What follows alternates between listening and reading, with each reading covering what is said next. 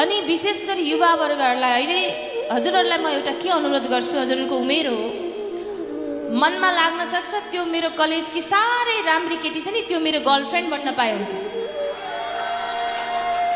लाग्छ, हजुरहरूको उमेर हो त्यो।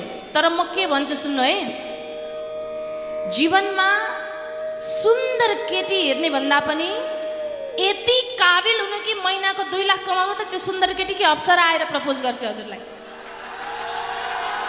आफूलाई डिपेन्डेन्ट बनाउने, आफूलाई सक्षम बनाउने, आफूलाई यति राम्रोसँग लिएर जानुस् ताकि त्यो व्यक्ति आफै पछाडि लागोस् कि हजुर पछाडि लाग्ने होइन। म विशेष गरी भन्छु,